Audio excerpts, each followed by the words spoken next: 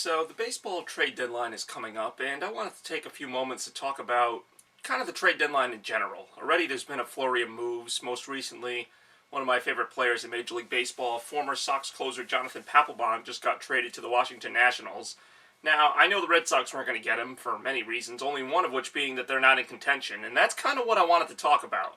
Because with the trading deadline, and first of all, let me just say that baseball definitely has the most trades of all the four professional sports. Maybe hockey has some more during the deadline.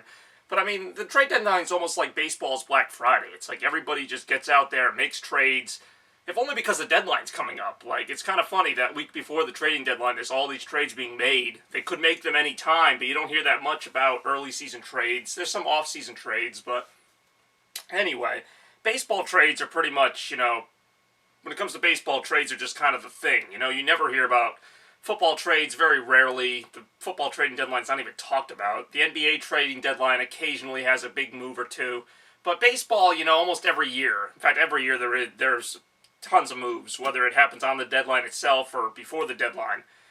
And the thing that annoys me, but just it's been a culture for a long time, is the whole buying and selling thing. If you're a bad team, you have to sell. You have to, take your few good players and sell them off. If I'm a bad team, why do I want to give up the few good players I have? To get more players that might be good? Again, I never understood it, don't really like it, but whatever. The other annoying thing is if you're a good team, like a really good team, like you have a chance to make the playoffs and maybe the World Series, you have to trade to get that extra piece. You have to be a buyer. You have to buy another starting pitcher. You have to buy a backup shortstop. You have to buy whatever you think will push you over the top. And I'm very skeptical of this, always have been. Two times that I can remember, the Red Sox were in good position coming into the end of the season, and they made trades that they didn't necessarily have to make, but because they were a good team, we got to buy something, we got to add to this team. So 2007, they add Eric Gagne to the bullpen. Did they really need Eric Gagne? They had Papelbon, they had Okajima, they had good pitchers in that bullpen, but, they needed another setup guy. They needed Eric Gagne.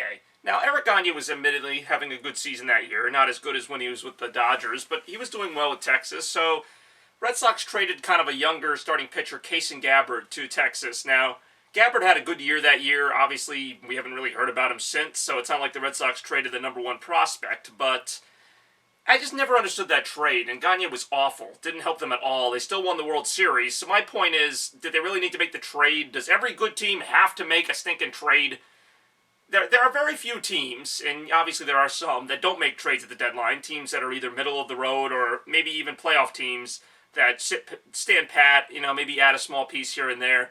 And see, to me, there's nothing wrong with that. I think if there's a trade to be made, you make it regardless of where you are in the standings. This whole standings-dependent trade thing has always bugged me, because it just kind of makes the bad teams worse. You have these teams that have one or two good players, you trade them to get prospects, the prospects might become good players, and then they trade them again anyway. So it's just kind of this never-ending circle of developing talent, and then as soon as it gets good, you have to trade it because you can't keep it. So it's like, what is the end goal here? It just never got to me. And the flip side of that is, getting back to my Red Sox thing, in 2013, the Red Sox, again, were in good position going into the trade deadline, but they needed to add another starting pitcher. So they got Jake Peavy, and they traded Jose Iglesias, who could have been their shortstop of the future. I mean, I don't know if he'll be a Hall of Famer, but he's a really good defensive shortstop, kind of an Omar Vizquel type, who figured it out with the bat, at least for the most part. He's not a great hitter, but he's not terrible.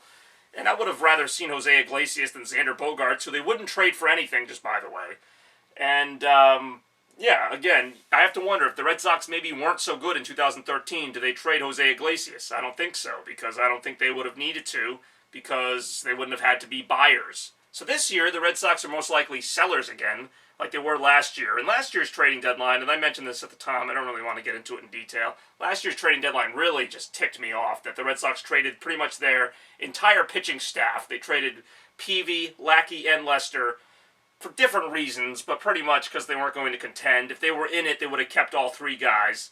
But they weren't in it, and for some reason this made the decision for them that they had to trade their good players, because if you're bad, you trade your good players to get worse? I don't know. So, some trades I do like a couple of years back, the Tigers and Rangers swapped players, Prince Fielder for Ian Kinsler. See, I like those trades because you're getting something for something. It's a trade-off, literally. You're getting a power hitting first baseman, you're getting a good second baseman. That's what you do. But a lot of trades, like I look at some of the trades that have gone down recently, Johnny Cueto for a few minor league pitchers. Again, those pitchers might be good, but the Reds had a really good pitcher in Johnny Cueto. I know they couldn't afford to keep him. I understand the economics behind it. I'm just saying, in general, the trades are usually lopsided. It should be like Johnny Cueto for, I don't know, even Jeremy Guthrie or something. It should be something that helps both teams. Like the recent trade, Troy Tulowitzki to Toronto for Jose Reyes. Now, I don't really like the Rockies traded Troy Tulowitzki again because they're out of it, but whatever. They still got Jose Reyes, who's a pretty good player. So, again, they didn't downgrade that much. They still did a pretty decent trade, Jose Reyes for Troy Tulowitzki. All right, fine. But most trades, most of them, it's a really good player or an above-average player for prospects that usually don't pan out. Now, sometimes they do. I remember the Red Sox got Derek Lowe and Jason Varitek. They didn't have to give up much, and they both turned into pretty good players. So I'm not discounting that trades can work out for one team or both teams, but just the mentality behind it really bugs me, especially with the White Sox and the Padres. Two teams that made a lot of moves in the offseason to make their teams better. White Sox got Jeff Samardzija and some other pieces. Padres got Matt Kemp, James Shields, etc. And now that both teams are perceived to be out of it, especially the Padres, they're supposed to trade those pieces off. Now, my thinking is, you signed James Shields to a 4 or 5 year deal. Why are you going to trade him in the first year of it just because the season's not going the way you wanted? Like, it's not a situation where he's going to be a free agent and you're going to lose him. It's not a situation where, I don't know. I don't get it. I don't know why you would trade after building this team up less than, 4 months into the season. You're just going to trade away the pieces that you got. And what are you going to get? You're going to get some Double-A pitcher that might be James Shields in the future. It just, again, trade deadline kind of annoys me, if only because of that. If it was just a thing, like sometimes the Red Sox have been kind of in it, kind of out of it, like 2009, 2010, they were like, they didn't make any big moves. And even other teams. The Yankees, as much as they do their big blockbusting spending in the offseason, the Yankees don't make too many trades at the deadline. They'll usually pick up a reliever or something. And, the Yankees have been trading their prospects for years. They're finally starting to get a farm system again. But most teams, have to make a deal based on where they are in the standings. And, you know what? Good for them. I'm not saying they shouldn't do it. Nobody's holding the Phillies' feet to the fire to trade Cole Hamels, but it seems like he's going to get traded. So that's just my thoughts on it. What are yours? Trade deadline coming up. Let's see what all the teams end up doing.